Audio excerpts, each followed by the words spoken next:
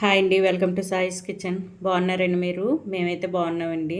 ఇప్పుడైతే మీకోసం నేను ఒక స్నాక్ రెసిపీ అయితే చూపిస్తానండి. మరమరాలతో బోండాన్ని అయితే చేసి చూపిస్తాను. చిన్న చిన్న బోండాలను అయితే మీకు ఇప్పుడు చేసి చూపిస్తానండి. దీనికోసం అయితే ఒక బేసిన్ తీసేసుకొని వెడల్పాటిది మనం కలుపుకోవడానికి వీలుగా ఉండేటట్టు తీసేసుకోవాలండి. ఇప్పుడు ఇందులో 1 కప్పు వరకు మరమరాలను వేసుకుంటాను. ఇందులోని 1 కప్పు వరకు ఒక 3/4 కప్పు వరకు వేసేసుకోండి శనగపిండిని.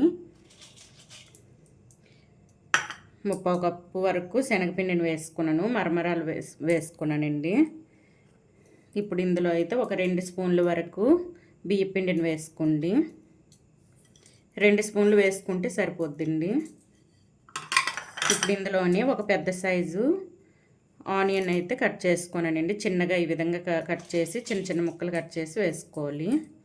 ఇప్పుడు ఇందులోనే 2 పచ్చిమిర్చి అండి, 2 అయితే తీసుకున్నాను చిన్న సైజు. మీరు కారం తినే బట్టి చూసుకొని వేసుకోండి. ఇందులోనే 1 స్పూన్ వరకు జీలకర్ర అండి.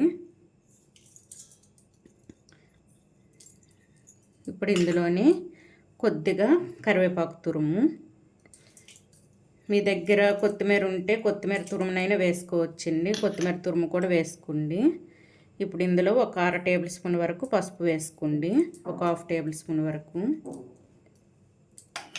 ఇందులో నేనైతే కొత్తిమీరను వేసుకోలేదు కదండి, అందుకోసం నేను ఇగుండి ధనియాల పొడి అయితే వేసుకుంటున్నాను. 1 టేబుల్ స్పూన్ వరకు ధనియాల పొడిని వేసుకోండి. ఇప్పుడు ఇందులోని టేస్ట్కి సరిపడా సాల్ట్ వేసుకుందాం.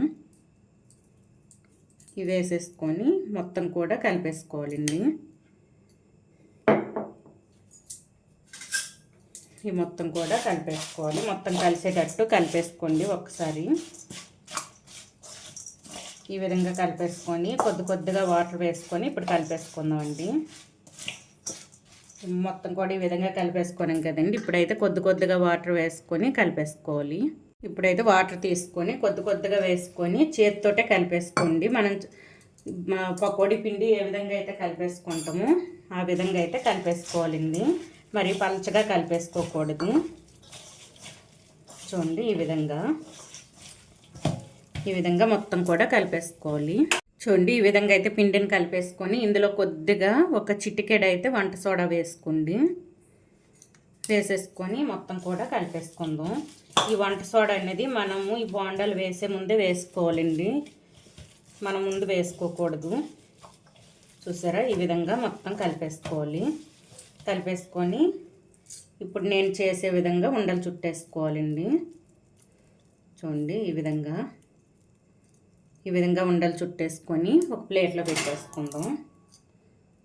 ఈ విధంగా పెట్టేసుకోవాలండి. చిన్న చిన్న బాల్లా చేసుకోవాలండి. చిన్న సైజు ఇగుండి ఈ విధంగా అన్నీ కూడా చేసి చూపిస్తాను. ఈ విధంగా చేసుకొని అయితే మనం ఆయిల్లో ఫ్రై చేసుకోవాలి. ఇదే విధంగా అన్నీ వేసి చూపిస్తానండి.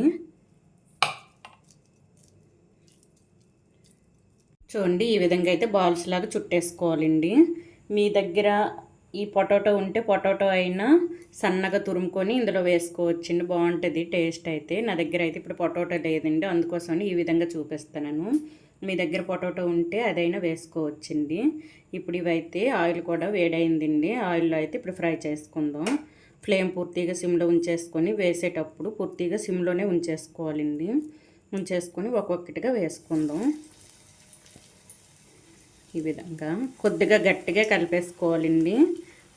మనకి పకోడీ పిండి ఏ విధంగా కలిపేసుకుంటామో అదే విధంగా కలిపేసుకోవాలి. చూడండి, ఈ విధంగా ఒక్కొక్కటిగా వేసుకోవాలి. ప్యాన్కి ఎన్ని పడతాయో అన్నీ వేసేసుకుందామండి. ఇవన్నీ కూడా ఇదే విధంగా వేసుకోవాలి. మనకి డీప్ ఫ్రైకి సరిపడా ఆయిల్ వేసేసుకోవాలండి. తక్కువ వేస్తే ఒకవైపు వేగి ఒకవైపు వేగకుండా వస్తాయి. అందుకు ఈ విధంగా వేసేసుకొని మొత్తం కూడా ఆయిల్లో వేసేసుకుందాం. చూడండి, ఈ విధంగా అయితే వేసేసుకోవాలండి. వేసేసుకొని ఒక సెకండ్ 1 నిమిషం తర్వాత అయితే ఇవి కదిపేసుకోవాలి. ఇప్పుడు 1 నిమిషం అయితే అయిందండి నేను వేసి అయితే. ఇప్పుడు అదైతే 2 వైపులు కూడా తిప్పేసుకోవాలి. తిప్పేసుకొని మంచి గోల్డెన్ కలర్ వచ్చేంత వరకు ఇవైతే ఫ్రై చేసుకోవాలండి. చూడండి, ఈ విధంగా 2 వైపులు కూడా మంచిగా తిప్పేసుకోవాలి. ఇవి ఇప్పుడైతే మీడియంలో ఉంచేసుకుందామండి. ఫ్లేమ్ మీడియంలో ఉంచేసుకొని ఇవన్నీ కూడా మంచిగా ఫ్రై చేసుకోవాలి. మంచి గోల్డెన్ కలర్ వచ్చేంత వరకు ఫ్రై చేసుకోవాలండి. ఈ విధంగా రెండు వైపులా తిప్పుకుంటూ ఫ్రై చేసుకోవాలి. ఈ మరమరాలతో బోండాలు టేస్టీగా ఉంటాయండి. సూపర్గా ఉంటాయి టేస్ట్ అయితే. ఈ విధంగా రెండు వైపులా తిప్పుకుంటూ మంచిగా ఫ్రై చేసుకుందాం. చూడండి, మరమరాలతో చేసిన బోండాలు అయితే మనకి రెడీ అయిపోయింది. ఇవి అయితే ఒక ప్లేట్లో తీసేసుకుందాం. స్టవ్ని అయితే ఆఫ్ చేసేసుకొని ఒక ప్లేట్లో తీసేసుకుందాం అండి. ఈ విధంగా అయితే వేయించుకోవాలి. చూసారా, ఈ విధంగా వేగాలండి మనకి. చూడండి, ఈ విధంగా అయితే మరమరాలతో బోండాలను అయితే చేసేసుకోండి. సూపర్గా ఉంటాయండి. మీ దగ్గర పొటాటో ఉంటే పచ్చి పొటాటో అండి, ఉడకబెట్టింది కాదు. పచ్చిదైతే తురిమేసుకొని ఇందులో వేసుకోవచ్చండి. సూపర్గా ఉంటాయండి టేస్ట్ అయితే.